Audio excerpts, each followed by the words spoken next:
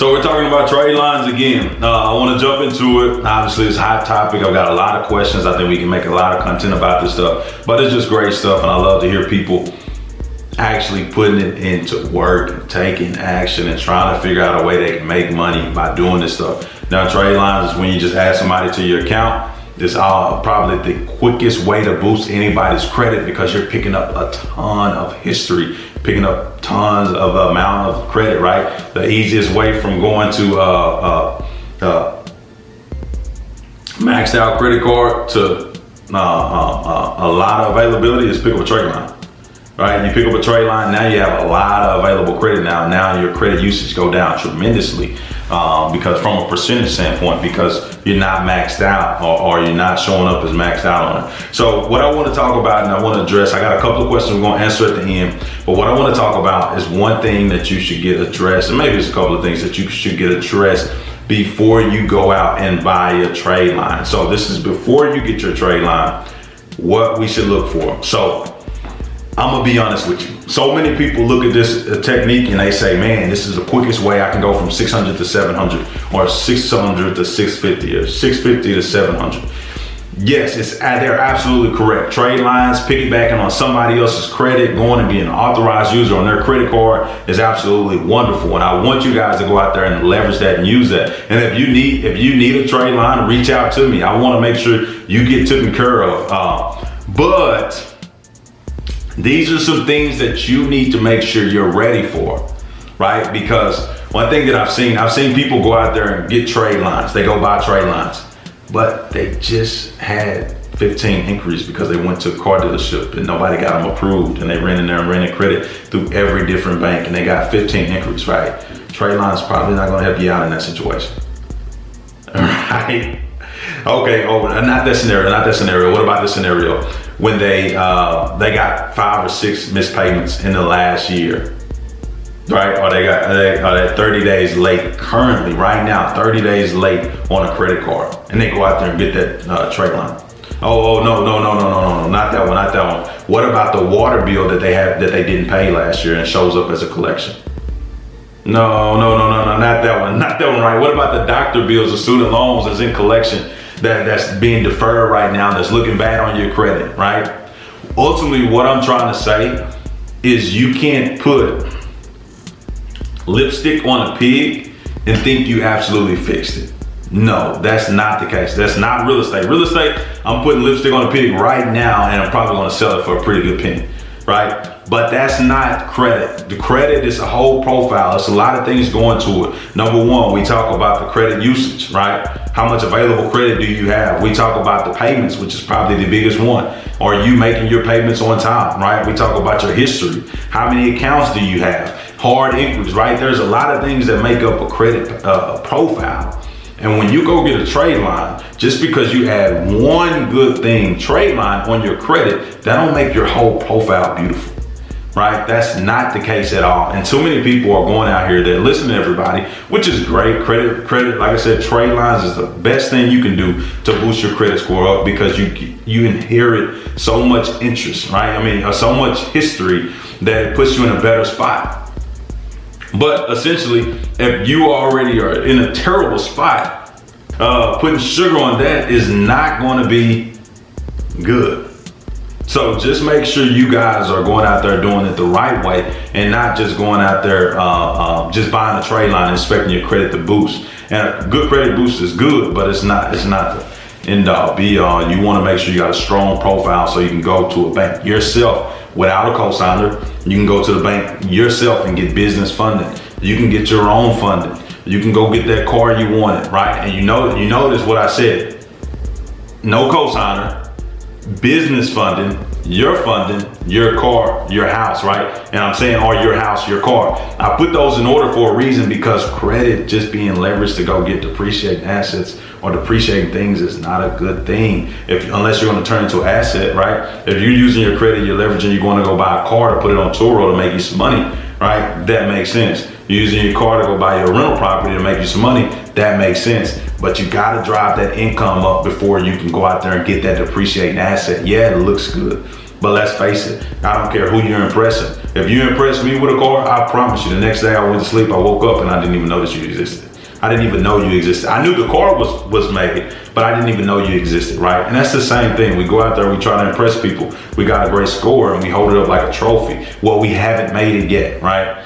The reason you'll get trade lines, the best reason to go get trade lines, in my opinion, is to be able to go get business funding. Right? You go get the trade line so you can actually establish a business to be able to make more money and then be able to go out there and do whatever you want to do, right? Your business is not working right now because you're not marketing, right? So if you get some money to learn how to market, then you start going out there putting ads out. Now your products is going like crazy. That's the benefit. That's the importance of all of this. If you're not doing that, you're losing your credit score. Trust me. I have been broke and had beautiful credit before. That's why it's all about driving the income because that truly changes your life. And with credit, you can truly change your life if you can go invest in businesses, right? There's Amazon, there's Walmart, there's e-commerce stores that you can go buy and be a part of that can change your life. There's real estate, Airbnb, traditional rentals, right? That can actually change your life. Owner finance notes that can actually change your life. Wholesaling, whatever the case may be, selling hair, selling products, whatever it is, you can go out there and change your life with having good credit. You establish the foundation, which is your credit. You have great history. You have great financial discipline about yourself, and you can go out there and make a ton of money, but you want to invest in yourself first.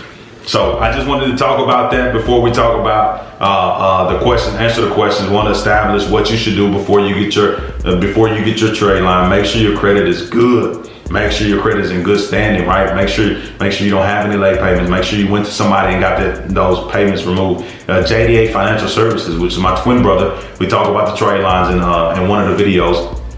But he has a credit repair business. Go see him, get him fixed, allow him to fix you up, invest in your credit, allow you to have the best credit, then add trade lines on it to make it even stronger so you can go out and get the loans and the money that you need to be able to go and have business adventures and live the life that you thought of, your dream life, right?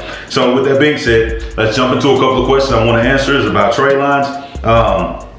Let's see. Okay, does adding authorized users help buyers' credit if you have a credit limit on your business credit card? And does this only work if you have seasoned personal credit cards?